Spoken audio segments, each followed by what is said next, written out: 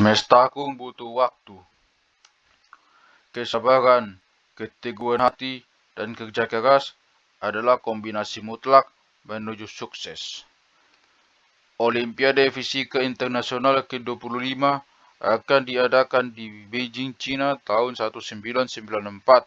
Seperti tahun lalu, seperti tahun sebelumnya, kami meminta bantuan jurusan Fisika FBIPA Universitas Indonesia, almarhum Profesor Parangtopo dan Dr. Rahmat Widodo untuk memilih 5 siswa terbaik.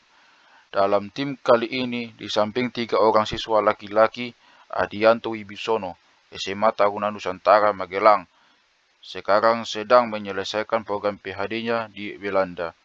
William Aji Winoto, SMK Frateran Surabaya, sekarang sudah mendapatkan gelar masternya dari MIT, dan Charles Pandana, SMA Sutomo Medan, kini sedang menyelesaikan PhD-nya di Amerika Serikat.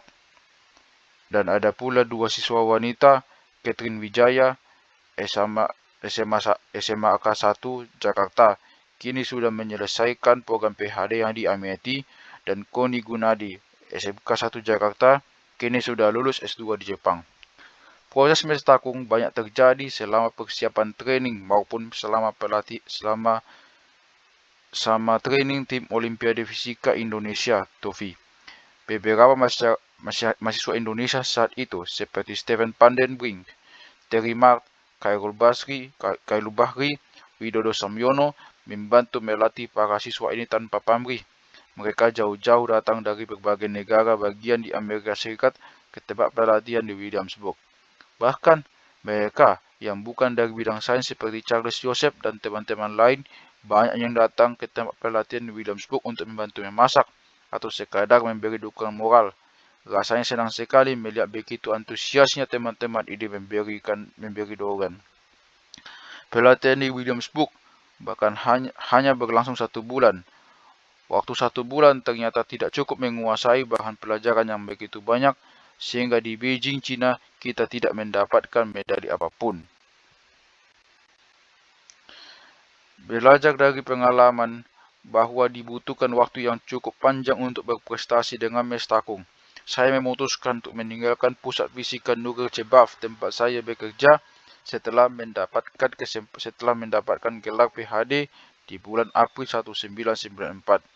Saya dan keluarga sepakat untuk kembali ke Indonesia untuk mempersiapkan tim Indonesia menjadi juara dunia dalam Olimpiade Fisika Internasional dan meraih medali emas sebanyak-banyaknya.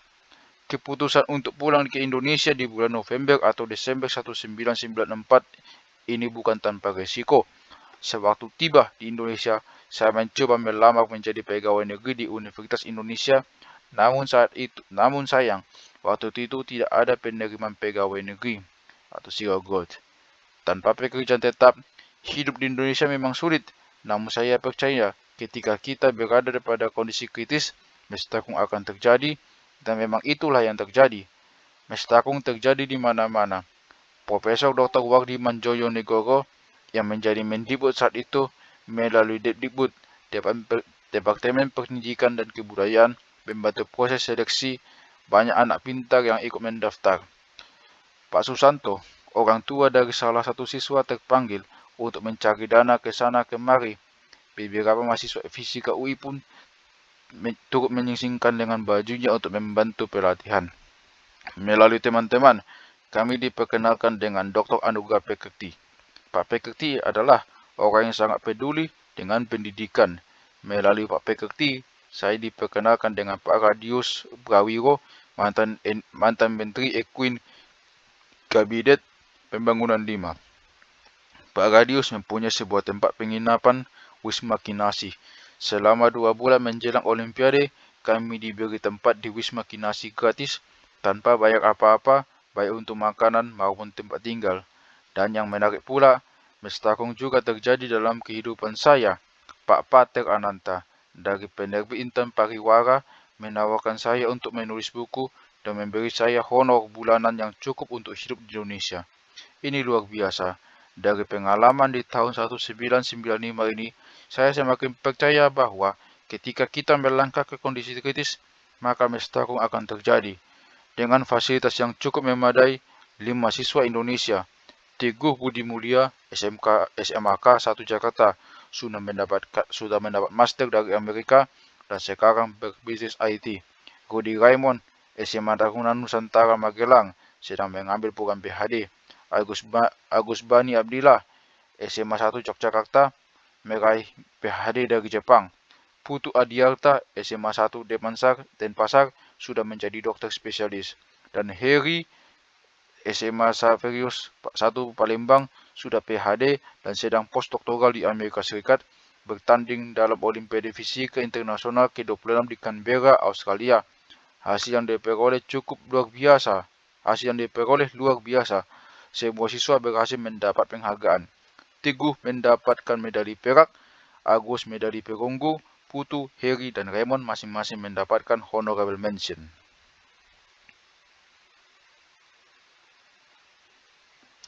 Asif Ibho 26 ini memberi keyakinan bahwa ternyata siswa Indonesia mampu. Jalan menjadi juara semakin terang. Kami semakin optimis bahwa suatu saat Indonesia akan menjadi juara dunia.